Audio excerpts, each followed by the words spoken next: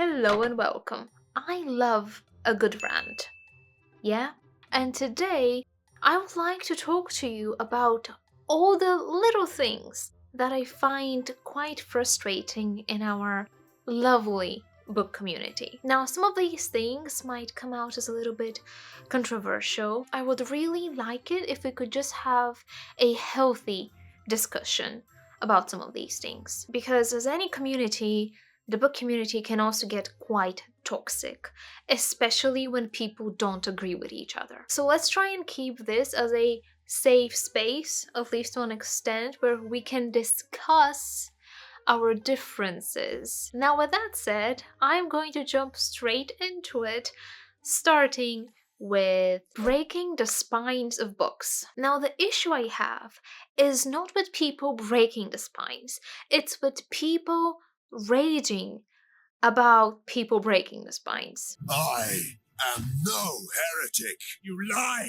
If you don't like to do it, that's perfectly fine. Don't do it. Jumping on people because they're doing it is just ridiculous, okay? You do you. You do whatever makes you happy. If you're someone who likes to collect books and likes to keep them in absolute pristine condition, that is totally fine. You're a collector. But do not expect other people to be collectors as well. I personally want to feel comfortable reading a book. And with books like the thick boys that are the Stormlight Archive, not breaking the spine and trying to read the book that way is just complete torture. It makes no sense. And it's probably going to make me not want to read the book anymore because it's just so uncomfortable to hold. I also like it when my books look like they have actually been read. I'm not the type of person who really enjoys having books just for the sake of having the books. I want to know I have read them, because otherwise to me they are meaningless. They're just an object that's just kind of sitting there and gathering dust. But if I have read it, it changes everything. Okay? Now, if you have borrowed a book from someone and that person has asked you not to break the spine, don't break the spine. Like, that's just common sense. It's not your book. Be respectful of other people's books and treat them as they are other people's books. Now, from breaking the spines, we're moving on to folding pages. So many people go on and on about how folding the pages is disrespecting the book, how you're permanently damaging the book, how you're destroying the book because you have folded the pages. It's my book, you know? I'm going to do whatever I want with that book. Yeah, and if I find it more comfortable to mark a spot in a book with folded pages, then I'm going to do that. Now, I personally don't fold the pages to know where I have stopped reading. I fold the pages when I have found something that I really like and I have underlined it with a pencil, and then I have folded the page, so if I want to find it quickly, I just have to turn to the folded page. This works for me. I like it. As I said, I also do like it when books look like they have been read. But that is my business, okay? Stop trying to put into my business. Now, speaking of underlining stuff, I have an issue with people who insist that you have to annotate, because that kind of goes hand in hand with the notion that you have to be constantly engaging with a book on a higher intellectual level and keep thinking like deeply about what you're reading. And I'm like, you don't have to do it unless you want to do it, unless it gives you pleasure. There really is no right or wrong way to reading a book when the purpose of you reading is to enjoy it. And the whole you must annotate, as well as you must keep a journal and write your thoughts about what you're reading in that journal, is just ridiculous to me. And when people try to teach other people that they have to do it, no, you don't have to do it to enjoy a book, to learn from a book, to be impacted by what you have read. You don't have to take notes, and you don't have to annotate, and you don't have to keep a journal for those things. Of course, if you want to do it, but don't try and force other people to do the same thing. And don't expect other people to engage with literature the same way that you engage with literature, because it is a personal experience. Moving on to reading only what's trending. Nothing bad with reading popular books. But if you're someone who only reads what's trending on BookTok or on BookTube or on Bookstagram, if you only read books from the best-selling section in the bookstore or, the TikTok section in the bookstore, I will probably take your book recommendations with a grain of salt. Because I personally believe that it is important to broaden one's horizons when it comes to reading, to try and engage with different authors and different writing styles and different genres, and I think it's important to take the time to learn how to choose books by yourself. Because with the way that social media is right now, we are constantly being told what to read and what to watch and what not to read and watch, and we are always influenced by someone else's likes and dislikes and opinions, and to an extent it's hindering our own ability to kind of think for ourselves. And then we all kind of start fitting into these labels, into these molds, and I personally find that frustrating. Just take a stroll.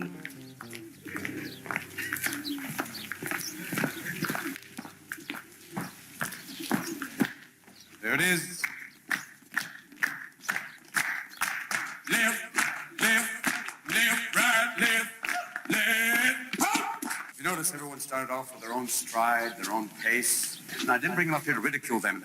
I brought them up here to illustrate the point of conformity, the difficulty in maintaining your own beliefs in the face of others. Now, those of you, I see the look in your eyes like, I would have walked differently. Well, ask yourselves why you were clapping. and we all have a great need for acceptance. But you must trust that your beliefs are unique, your own, even though others may think them odd or unpopular, even though the herd may go, that's bad. Robert Frost said, 2 roads diverged in the wood, and I took the one less traveled by. And that has made all the difference. And I want you to find your own walk right now, your own way of striding, pacing, any direction, anything you want. Gentlemen, the courtyard is yours. You don't have to perform. Please make it for yourself. Mr. Dalton, you'll be joining us. Exercising the right not to walk. Thank you, Mr. Dalton. Just illustrated the point. Swim against the stream. We used to function as a society before TikTok and BookTok and social media was a thing. We used to pick books just based on other people's recommendations from people in our lives, you know, people that we know personally and they know us. We used to pick up books through recommendations from librarians, from teachers, from real life people, or just by, you know, going to a bookstore or a library and taking the book and reading on the back of it like what it's about and then deciding whether to read it or not. But now we don't really do that as much, or at least most of the people that I see on social media don't do that as much. It's great to recommend books to others. I love recommending books to others. I love saying about certain books that you have to read them, but it's coming from a place of like, I'm really excited to talk about those books, right? And if you connect to that, then that's wonderful, and I am grateful, and I am so happy if you pick books that I have recommended. But I also would hate it if you decide not to read a book because I have said it's not good and I don't like it. I also feel like, again, just reading what's trending really limits our exposure to indie authors, just authors who are not that popular because they haven't won the numbers game. Because at the end of the day, yes, some books become really popular because they're extremely good, but other books become extremely popular because they have kind of, you know, gotten the lucky ticket and they have ended on the hype train, and they just get hyped and hyped and hyped and hyped, and they get crazy sales, and that's how they become popular. And again, just because a book is popular doesn't mean it's a great piece of literature. Now, I'm not saying that you only should read great pieces of literature, of course not, but I think, again, it's important to learn how to filter out the recommendations you're getting on social media and on the trending list. With that said, I also have a problem with book hauls, specifically buying books and just not reading them. And again, I understand the concept of collectors, and if you collect books, fine, but book hauls and buying books just for the sake of buying, for me, is absolutely ridiculous, and it ties with overconsumption and again the way we work as a society at the moment. And again, this pressure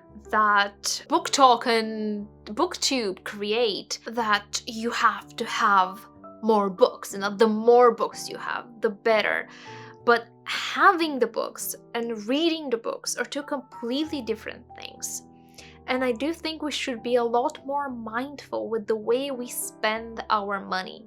Of course, it's your money. Whatever you make, it's your money. You can spend it however you want to. But I do think it's important to sometimes kind of take a step back and think about how that massive buying is affecting you, your wallet, your space at home, and your mental health. Because this need to own more and more and more is kind of connected to some deeper issues that we usually should unpack at some point. I'm not a psychologist, I'm not trying to give you like that type of advice, I'm not judging. Don't take it that way. Again, it's your money, it's your life. If it makes you happy, great, I want you to be happy. I just don't like what overconsumption is doing to the world and society. Take that as you will. Now, with regards to book reviews, there's a few things that I really want to discuss. The first one is the concept of don't say anything unless you have something nice to say. When and why did critiquing something become bad? How is critique equivalent to hate? And even if you hate on something, why is it that you can't express it? Why is it that you always have to be positive about something, or as neutral as possible?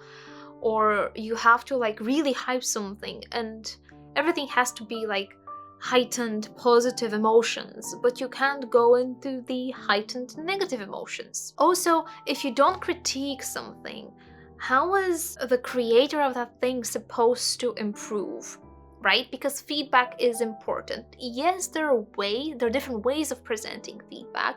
Like you can be really hateful and you can offend people, and yes, I am against that. Because at the end of the day, why are you being rude? There's no point in you being rude. Like, come on, you can say what you want to say without actually being harmful to others. And we can't all enjoy the same things and like the same things and have the same opinions. At the end of the day, while literature is objective in the sense that, there's a reason why we study it. And there are things that can objectively make a book bad and objectively can make it good, writing style-wise, and plot development and character building and world building and all those elements. But there are also subjective elements that can make a person love a book that is not written that well and hate a book that is written exceptionally well. There are nuances to this thing. And I don't think we should be disregarding those nuances, and I don't think we should be attacking people for voicing their opinions. As long as it's a healthy discussion, let's just have these discussions. That ties in to the people who tend to comment, you just didn't understand the book, when you hate or you just critique something that that person likes. And I think quite often we hear that with regards to either high fantasy or classics. And the whole concept of understanding a book, it's a complex concept because the way we read and interpret things depends very much on the experiences we have had in our lives. It depends on our own personal beliefs, be it religious or political or whatever. It depends on our mental health and our physical health as well. It depends on the people that we have around us. It depends on the way we have been raised. It depends on the country we are from. It depends on so many elements, right? And when you're reading a book, you're reading the book as yourself. right? And you have your own personal interpretations, and you have your own personal understanding of things. So you can't really tell someone when they have read a fictional book, like a fiction, you can't really tell them that they haven't understood the book properly. Maybe you haven't understood the book properly. What makes you think that your understanding of the book is the proper understanding of the book? And what the hell does even understanding a book properly mean? Analyzing a book is one thing, but going back to that thing at school where it was like, what did the author want to say? I personally believe that to an extent it's absolutely ridiculous, especially when we're talking about books from like the high fantasy genre. When it's something like 1984, and then asking like what did the author want to say, that makes sense. But reading The Stormlight and saying what did the author want to say, it kind of feels ridiculous to me. I keep going on tangents. This whole video is going to be me going on tangents. But that does tie into the whole non-fiction versus fiction debate. It's not even debate, it's like a competition. It's like an outright war at some points. And that ties into elitism, the same way that reading only the classics versus everyone else ties into elitism. It's like we have this need to feel superior to other people, and we have to be on top of other people. And of course, we are also going to do that through literature, because reading fiction is a waste of time. You can't learn anything from fiction, it's not the real world. And not only does this come from a place of superiority, I think it also comes from a place of misunderstanding the role of literature in our history and in our society. This is kind of along the lines of, you just don't understand. See, I'm guilty of some of this as well. We all have our weak spots and weak moments. But also, fiction readers do kind of generally have this thing with non-fiction readers, especially people who read self-help. But it's like, you only read self-help? That's kind of sad. You must be very boring, you know, that type of thing. But you'd also have the non-fiction readers who like to just read because they want to learn more things, like actual knowledge, right? If you read physics books, if you read history books, if you read linguistics and stuff, or political books, that is so totally fine. Like, learning is important, studying is important. It's important to keep learning and studying throughout your life. There isn't a time where you have to stop. It's important to just keep on doing it for the rest of your life. But saying that you can't learn from fiction? Like, I personally learned so much about human nature and human relationships and even politics from reading The Wheel of Time. And I did start reading it when I was like 10? Was I 10? 12? Around that time. And I did read it 6 times. So I do like to say that it forms about 60% of my personality. But I learned so much from that, and from the Book of Amber as well. And you can learn so much from the Discworld and 1984 and Pride and Prejudice, and I just feel like when you say that you can't learn from fiction, you really limit yourself. And I also feel like if you only read fiction, you're also limiting yourself. Why do I stand up here? Anybody? To feel taller. No. Thank you for playing, Mr. Dalton. I stand upon my desk to remind myself that we must constantly look at things in a different way.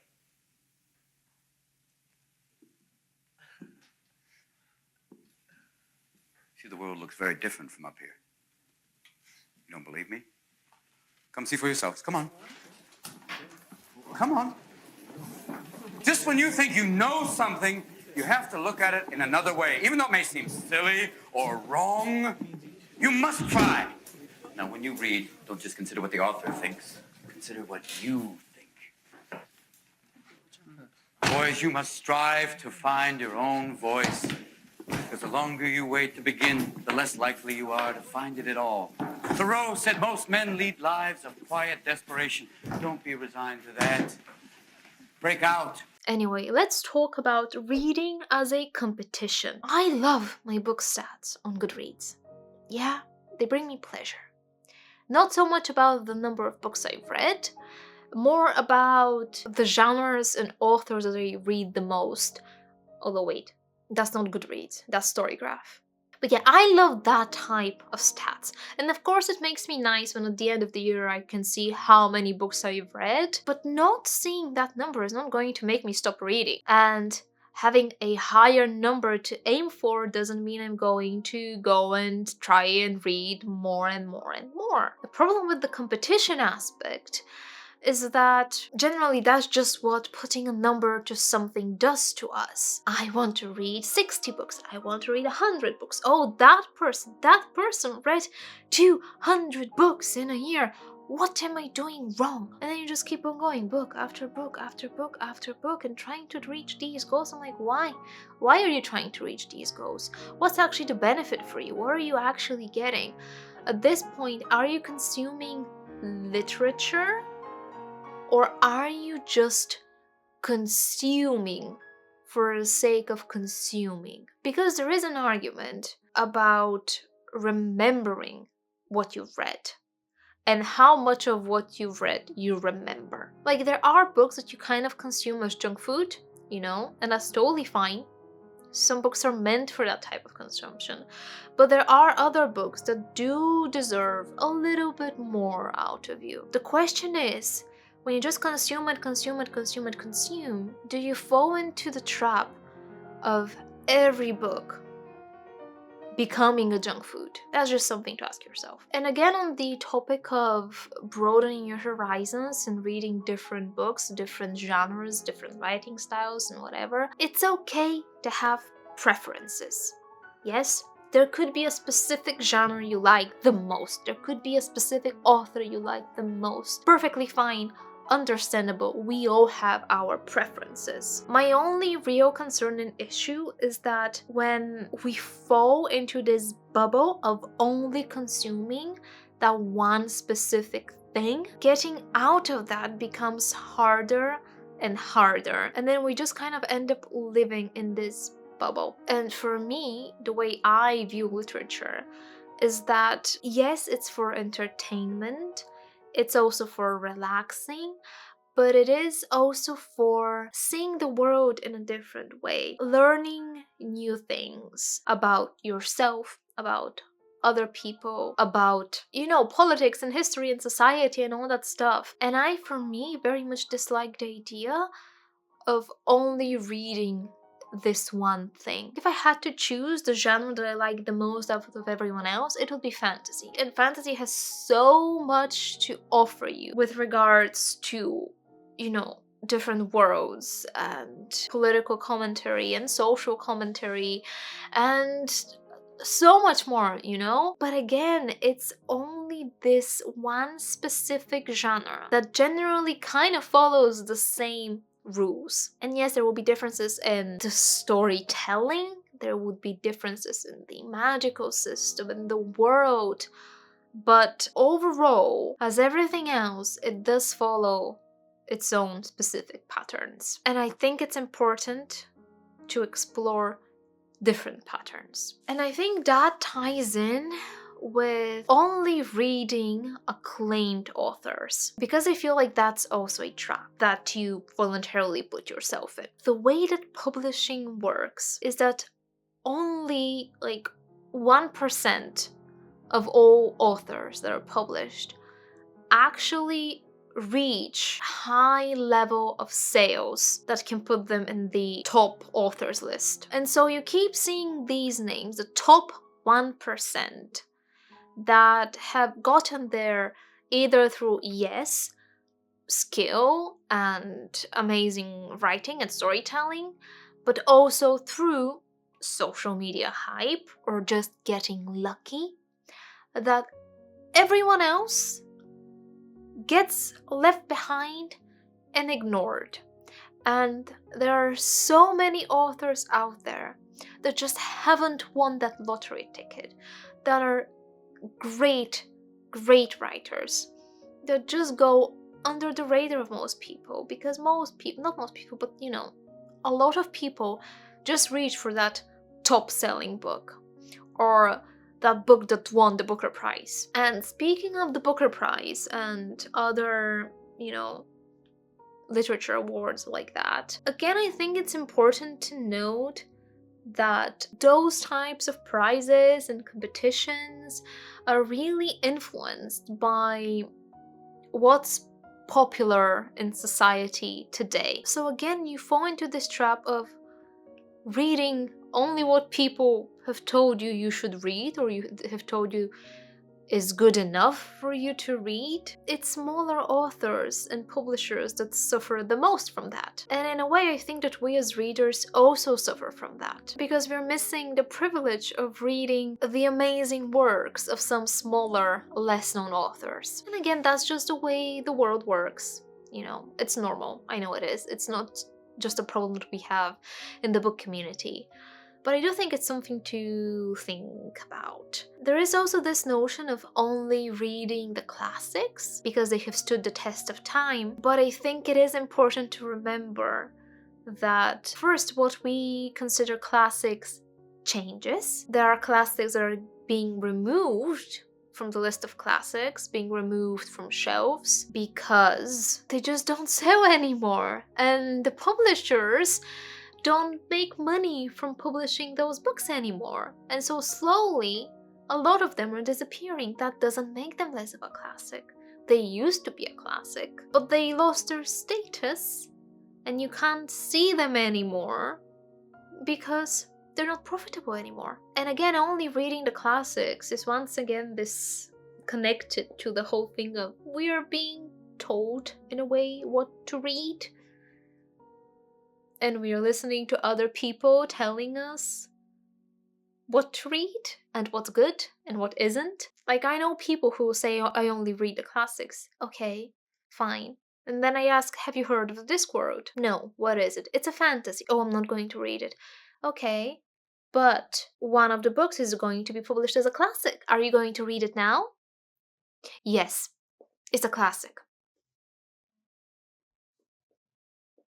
Make it make sense. And I think tying to that is also reading based on tropes. Choosing a book based on the tropes. Opening up Goodreads, opening up Amazon, opening the pages of a book and seeing a list of tropes. Is this real life AO3? What are we doing? Why are we doing it? I do have a very big problem with just describing a book based on its tropes. I do. But I think I will just let Brandon Sanderson explain my point because he just does it so well. I get kind of like horrified by the way that certain genres approach tropes, where there's TikTok and they'll be like, here's the 5 tropes that make my story. And that's really appealing to some readers. You can go to the Amazon page and it'll say, this is a happily ever after with no cheating. It'll list the things that don't occur in it, right? And what do.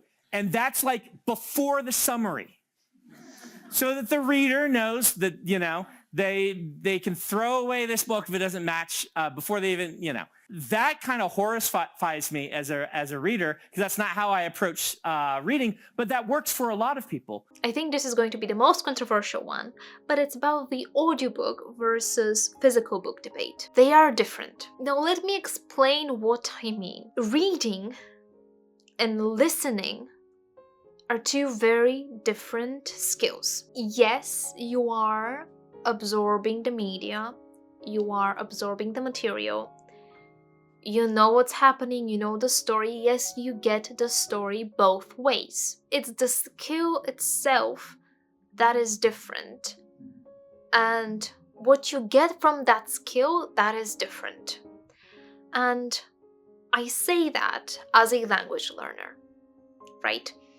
You practice reading skills and listening skills in 2 completely different ways, and they all benefit you in completely different ways. The reason my English is as good as it is because of how much I read in English. I started reading physical copies of English books when I was, I think, 13. Even when I didn't understand every word that I was reading, and I was just trying to grasp things through the context of the sentence. Not only did reading improve my English grammar, it also improved my spelling.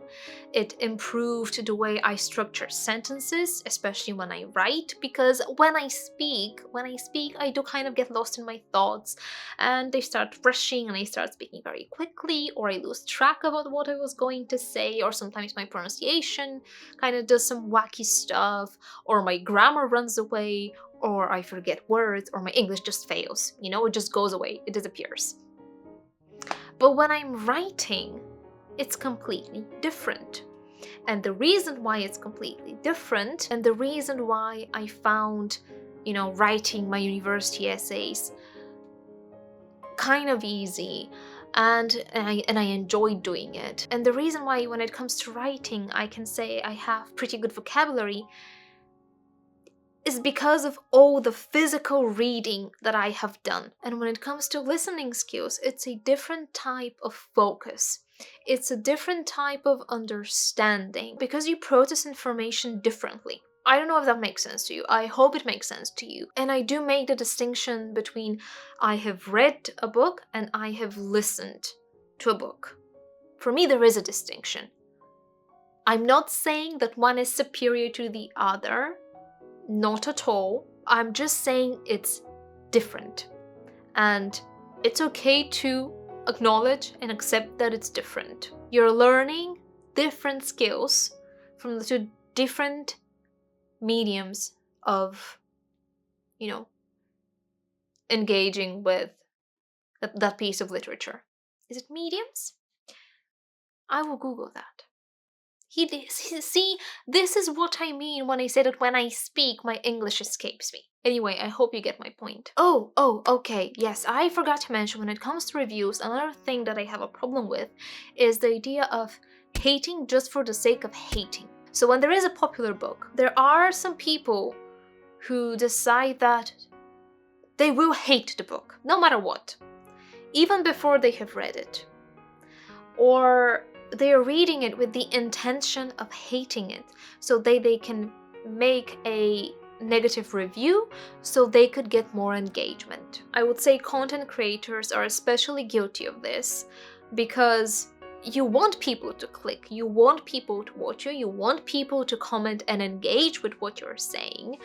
And it is a good strategy for the algorithm, but it's just something you're doing for the algorithm, and I have a deep problem with that. Of course, you can know that you won't like a book before you have read it, either based on the synopsis or just by kind of quickly looking at the writing style, or even because of the reputation of the person writing it, or because you have heard things about the writing style.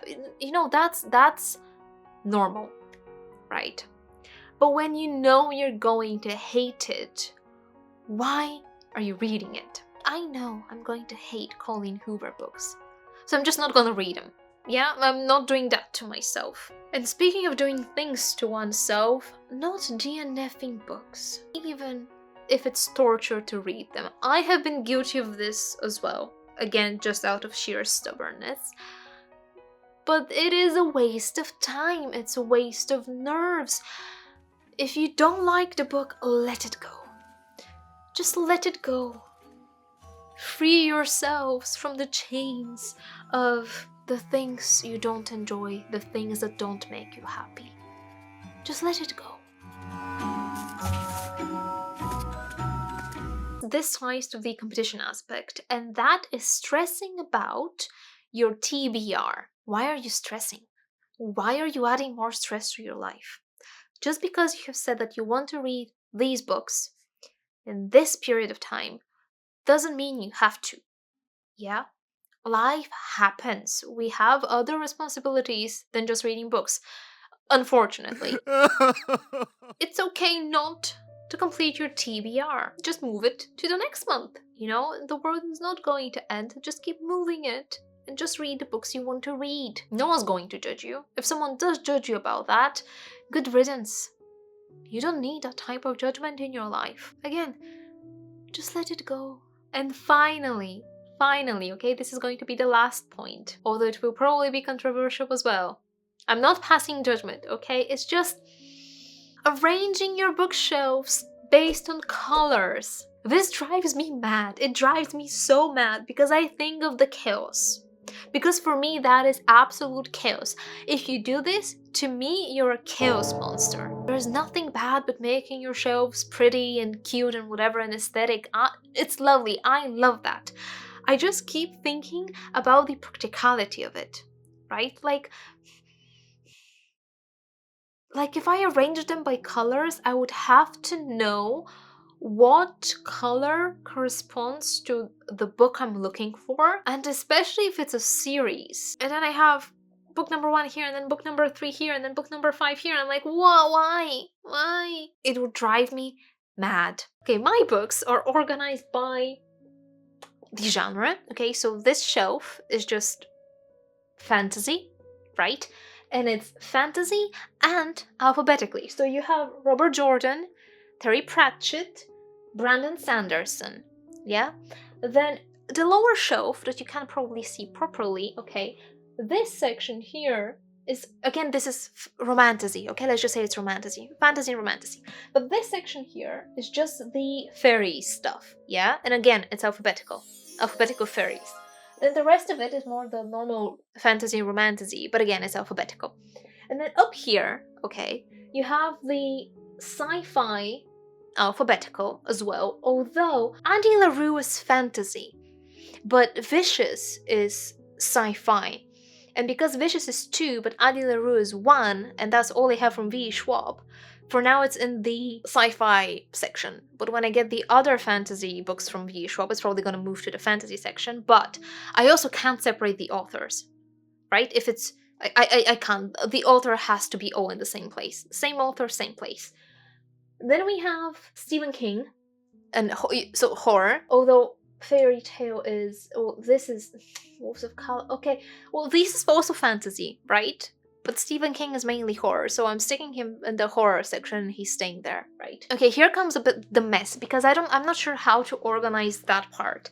But after horror, I have what I would say is dark academia, because I don't really know where else to put these books. And then after that, I have crime. Yes, I have crime. Then I have Slaughterhouse 5, because I have no idea where I'm supposed to put Slaughterhouse 5. No clue. So it's there. Then I have adventure. And then I just have the normal romance, which probably should be down there with the romantasy, but I don't have space, so it's up there. Okay? Okay, and it's all alphabetical. It's genres and alphabetical. If it was another way, I would not... There was a point where I used to organize them on height, based on height, so they could match like height-wise, or just go from tallest to shortest. Can't do that anymore. It freaks me out. No. But anyway, that was probably me ranting for half an hour. If you stayed to this point, thank you. Thank you so much. I am sorry for all the ranting, but I hope it was entertaining. I am open to hearing your thoughts. Again, I'm all for healthy discussions. And as always, any book recommendations are welcome. I do have a shelf on Goodreads where I put all the books that have been recommended here on YouTube. And I very, very slowly make my way through that list. But I am making my way through that list, okay? So all your recommendations are very much appreciated and they are recorded. With that said, again, thank you so much for watching, and I will see you next time. Bye bye!